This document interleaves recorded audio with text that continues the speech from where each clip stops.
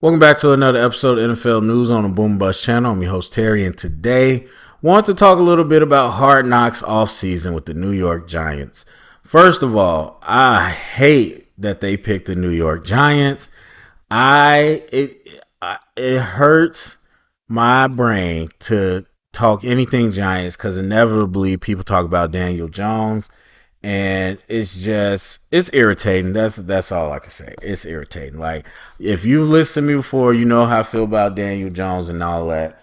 And look, I mean, I have no reason to lie or anything else. It's all documented. I was a fan of Daniel Jones coming out. That wasn't a great quarterback class, but I was a fan of him coming out, and he went higher than everybody thought, so that felt like a vindication. But ever since he went to the Giants, man, that was one of the worst setups. And if it's Daniel Jones or Justin Fields or any other quarterback I talk about, I always talk about the context, and the supporting cast is a huge part. And everybody wants to make it quarterback or nothing. Now, to be honest, a lot of the conversation is changing about that. Not a lot, or a lot of the conversation is changing a little, I should say. And so people are starting to recognize those things. You got voices like a Dan Orlovsky, as much as he gets on my nerves. You got a Lou Riddick. You got a Ryan Clark. You got a Swagoo. People who are like, okay, we got to actually like look at the bigger picture. Because as much as I love Shannon Sharp, he is just in a vacuum all the time. You do it or you don't do it. I hate that. Stephen A. don't know what he's talking about. Skip, we know all that. But anyway, I've always talked about context. So whenever we talk about Daniel Jones and people just talk about he sucks, like he hasn't had the worst supporting cast since he came into the league, is insane. And oh yeah, Saquon. There's a whole year, not whole years, but there's most chunks of the season he went without Saquon, and he was injury prone. Yeah, because he's behind the O-line. He's one of the most sacked people. He had his fourth string receiver from training camp as his number one receiver the year Saquon got hurt. What are we talking about, people? But anyway, so I hate they picked the Giants, but this has been an absolute great Hard Knocks series. I like Hard Knocks. I don't know why it's like the cool thing to trash it online, but whatever. I've always enjoyed them, even when I fell off, like when I didn't have access to it. I forgot where it played, but I used to watch it, and then at some point I didn't, but now it's back in my hands with HBO Max and all that. So well, not this year, but previous year. So I watched the Dallas Cowboys one, I watched the Detroit one. I haven't watched the in-season one. I think it was the Colts, maybe. That was the first in-season. And I watched a little bit of that, but I don't really watch the in-season one. I don't know. I don't know. For some reason, that just doesn't seem interesting. And to be honest, the off-season one didn't sound interesting to me either. I was like, how many of these they gonna do? This is stupid. But this has been great. Now, look, you know what happens. The drawback is, and this is going to be some spoilers, quote unquote, but the newest episode leaves you on a cliffhanger right before the draft starts. We don't need to make that a cliffhanger. We don't need to make that dramatic. We know how the draft went. So I just feel like combine those two episodes. Those did not have to be two different episodes or something, but the way they tried to dramatize it, I just didn't like, because we already knew what was going to happen. Like, the part that everybody's buzzing about is the detailed access to how the decisions were made. We don't really care too much about the decision because we already know what it is.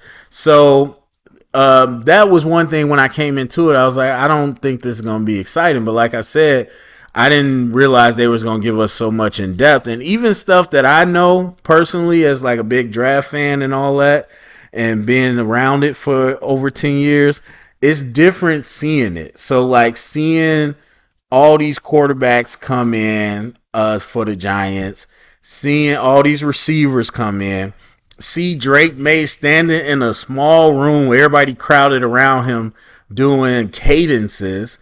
it's like, again, stuff happens, things you might hear happen. But for me, I'm like, man, I really am getting to see not just the Giants. That's not even been the most intriguing part when it comes to the draft. It's been the prospects to see the stuff they got to go through. And again, it's one thing to know it, it's another to like see it, and it's definitely another thing to live it. Like, I last year was my first time on a flight, and I've been on like a handful since then. But to watch these players have to bounce around to all these visits, and depending on where you go, it could be completely different. Like, one of the takeaways, I'm bouncing all over the place, I know, but one of the takeaways that I'm having so far, I'm not a fan of Brian Daboll. Now, Daboll, whatever. Now, I don't know him, never met him. So he could be very cool. This isn't like a full evaluation of him. This is just from what I've seen in this show. I know that type of coach. He's not the MFer type of coach like a Brian Kelly or, a Nick Saban, one of those people that's going to dog you out, chew you out, and just be toxic. But he is that coach that thinks he's smarter than everybody. Like, he's going to get in there and coach. He's going to get in there with the QB in practice. He's going to do all those things. He's going to teach you some stuff, but he thinks he's smarter than everybody. He thinks he's earned it. And I mean, like, look, this isn't high school or something like that. Most head coaches, you earned it one way or the other. Whether you got in because of nepotism or not, you can't just become a head coach out of nowhere unless you Cliff Kingsbury. But other than that, you got to earn it. And so I'm not saying he didn't earn it, but he's carried himself like, I earned this. I'm the big guy now. And so I see a lot of people on Twitter and stuff talking about how he had his feet kicked up talking to Rome Odunze. And look, I'm a big hater on body language and professionalism stuff. A lot of that is just concepts that have been used to be racist and sexist against people who don't fit a certain standard.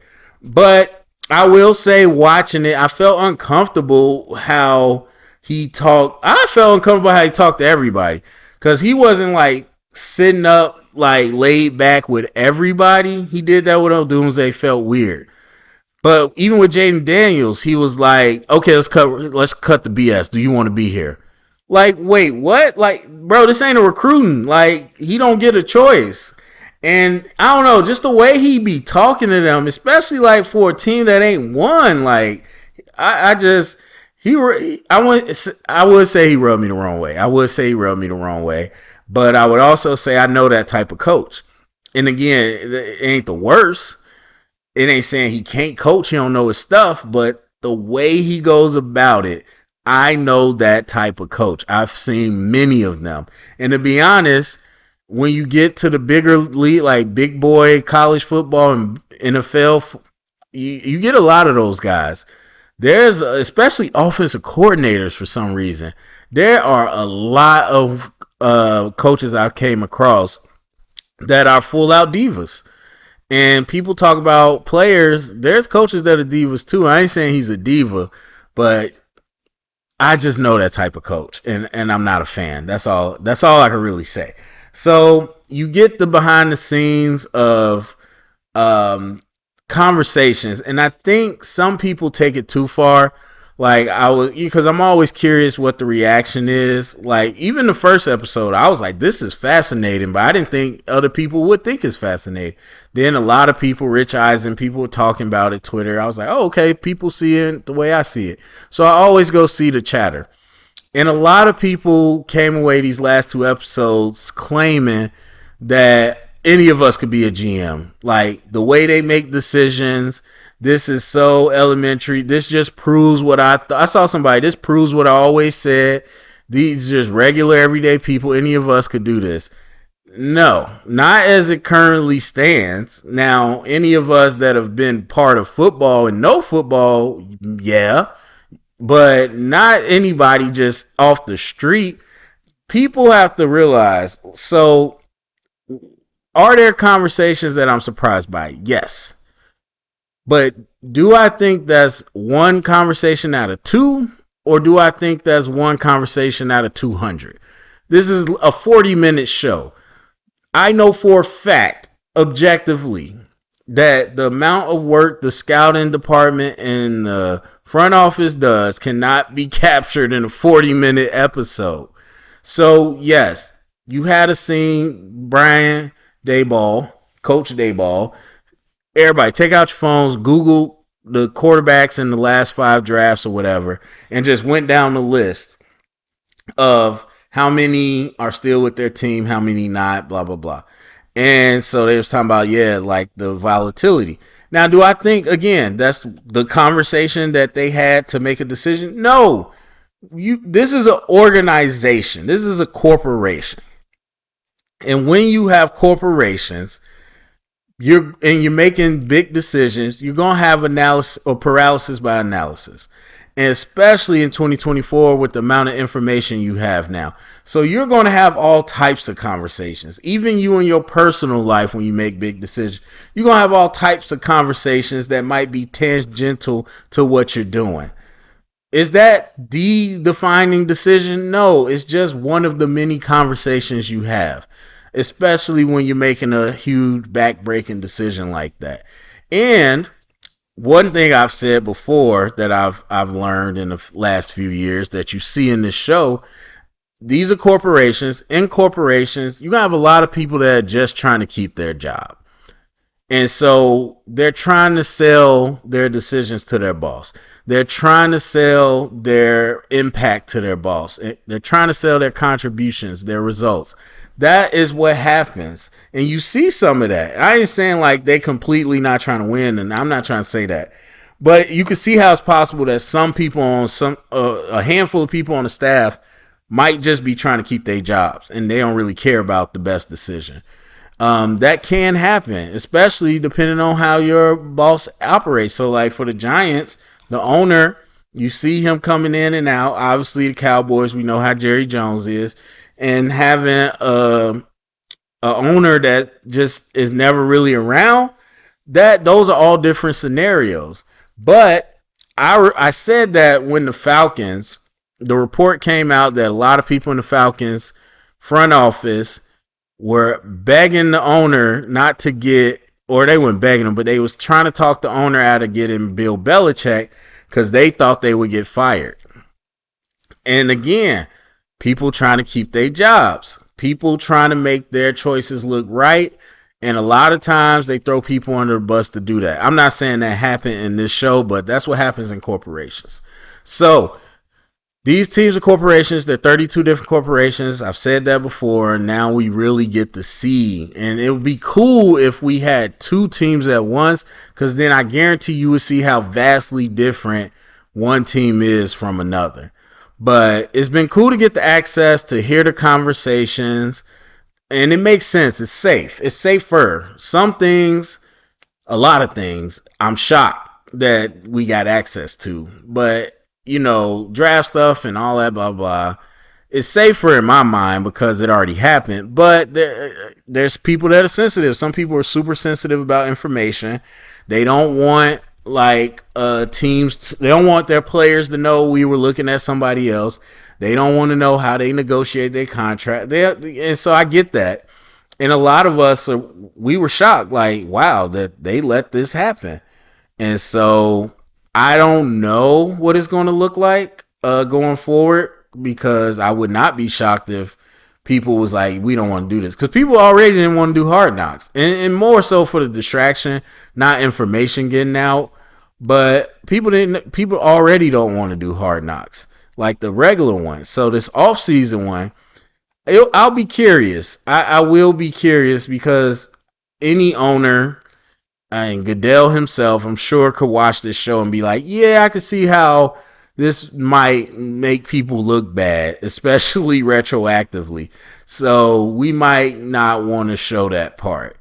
But they might look at the ratings and be like, yeah, people are loving this series. So I don't know what they're going to do, but I love it. We really get to the nuts and bolts of it. I think it humanizes people, much like training camp always, or Hard Knocks training camp always did. this humanizes the front office in a good way. It shows some of the collaboration. It shows just a lot of the stress and thought process that goes into the off season and all those different ways that they look at things. And I think the Brian Burns deal is, again, things you know, but it's another thing to really experience and see it. You know, friend, it's who you know, not what you know. One of his real good friends is in Carolina, and people was like, "Hey, Carolina got fleeced, blah blah blah." Hey, whatever.